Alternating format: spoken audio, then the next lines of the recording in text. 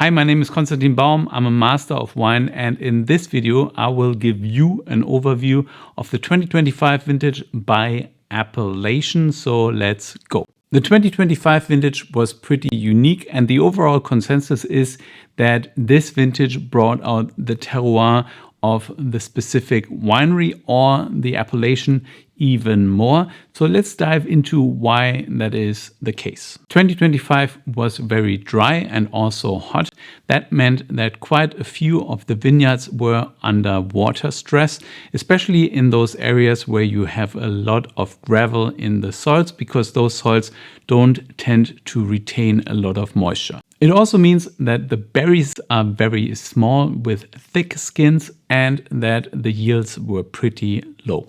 A hot and dry year, that also sounds like the wines must have been really alcoholic, but that wasn't really the case, mainly due to late rains that arrived in late August and in September, and they allowed for more balance in the wines. The wines tended to be less alcoholic, less concentrated than what winemakers were expecting. Due to the dry and hot growing conditions, people compare the 2025 vintage to the 2022 vintage, but there is a big difference. 2022 was pretty hot and dry throughout, so the wines tend to be really concentrated, rich, and also more alcoholic, whereas in 2025 the wines tend to be more structured with more freshness and also more aromatic complexity. So they are not super dense and concentrated. There are also red fruit characters coming through, which is a point of difference compared to 2022. I read most of the main critics on the 2025 vintage, and they generally agree that the wines are less flamboyant and more textured compared to the 2022s. They also say that the wines are potentially longer lived and that they are more site-specific. So let's look into the different appellations in order to understand the vintage even better. So let's start on the left bank of the Gironde estuary in the appellations north and south of the city of Bordeaux. North of Bordeaux in the Medoc, all of the appellations did struggle quite a bit due to the heat stress, but Saint-Julien was apparently one of the areas that struggled the most because of their really gravelly, shallow soils, and quite a lot of vineyards were under a lot of water stress. However, I thought that the wines I tasted from Saint-Julien showed really well. They had beautiful aromatics and a really nice texture with fine and grippy tannins, and my favorites were Talbot and Léoville-Barton. The famous commune of Pauillac also had problems with drought and heat, but the vineyards apparently dealt with it a little bit better. I thought that many of the wines I tasted from Pauillac were really beautiful with great texture, a little bit more concentrated and rich, whereas flavor-wise, you still had those beautiful, complex aromatics. So I think Pauillac is definitely one of the standout communes of the 2025 vintage. I didn't get to taste all of the wines from Pauillac, but I had some really beautiful wines. The best was Chateau Latour, but that will not be released for another few years. What I really enjoyed as well is Lange-Barge, a beautiful estate producing really great wines, and the wines from the 2025 vintage showed really, really well. What was also interesting about the vintage in Pauillac was that there were very different styles produced. Lafite, for example, produced a wine that had only 12.5% of alcohol, and that in a very hot year.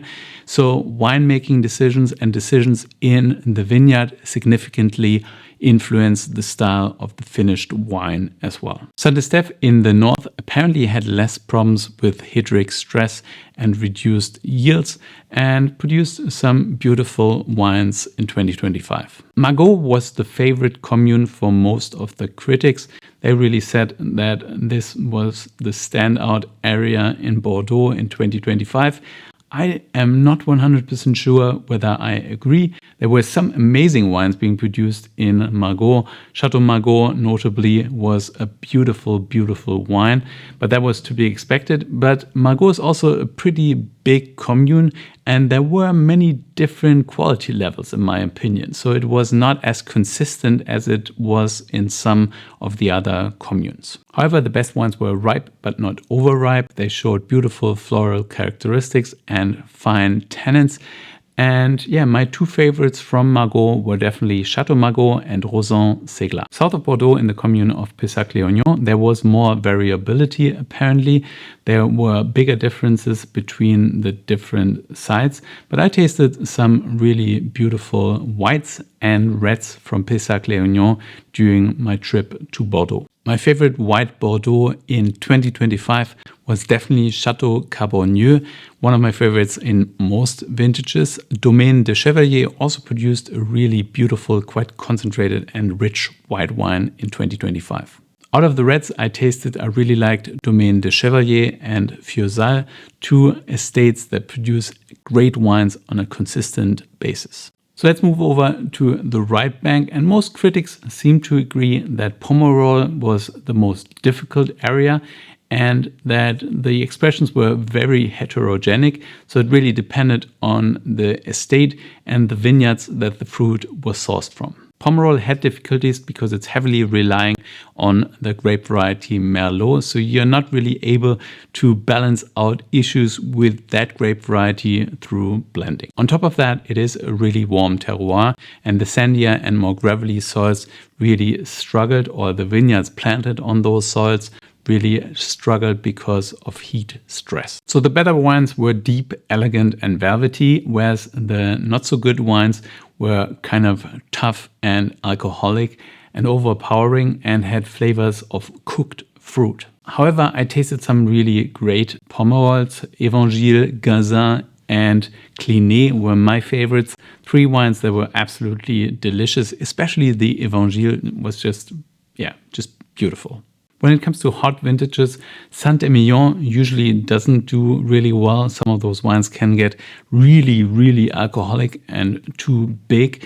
But in 2025, the Saint-Emilions I tasted were actually quite beautiful with moderate alcohol levels, many of them around 13.5%, and lots of freshness and really beautiful fruit flavor. That was apparently mainly due to the limestone plateau. The limestone retains humidity for longer and allows the vine to go through hot and dry phases without going through too much water stress. So the best wines were really beautifully structured, fresh, and had great aromatics. What's there not to like? The best wine out of the ones I tasted was Pavie Maquin, beautiful velvety red wine with great freshness and really intense flavors. So just very good.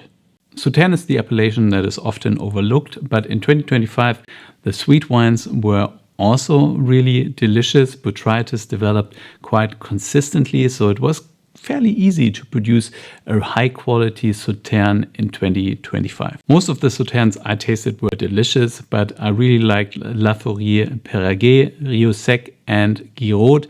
Three estates that produce amazing sweet wines, and it's a bit of a shame that those wines don't have a strong market at the moment because they are just delicious and they age forever, indefinitely. So here are the four major themes of the 2025 vintage. The first one is terroir really mattered in 2025. So there are differences between different plots, especially when it comes to water management. And you could feel that in the wines. Some wines, even when they were produced fairly close to each other, really showed very different characteristics. Number two, extraction decisions were really important. So if you have very small berries, concentrated fruit with thick skins, you want to make sure that you don't get too many tannins so that the wine doesn't become too structured and too harsh. So the best winemakers knew how to handle the concentrated fruit of the 2025 vintage. Theme number three, Cabernet was king in 2025. Even though some of the Merlots were also delicious, Cabernet produced the best wines, and several of the estates increased the amount of Cabernet in the blend. The best Cabernets brought great freshness, beautiful texture, and also really complex aromatics. Theme number 4, the low alcohol levels were a big surprise that vintage. If you hear high temperatures and low rainfall, you expect big and alcoholic wines, but most of the wines were really between 13 and 13.5% of alcohol, which is great. Nowadays, people tend to look for lower alcohol wines. You don't really want those big alcoholic monsters. So I think that is definitely a big plus for the 2025 vintage. So overall, 2025 was a very good vintage, producing beautiful aromatic and textured wines that should be able to age for a long time. But you also have to be careful because not all wines are at the same level. There are really differences between the different appellations and the different terroirs. So thank you for watching. I hope you enjoyed this video. Please let me know which wines you are going to buy this year, which 2025s from Bordeaux are you interested in. But whatever you do, stay thirsty.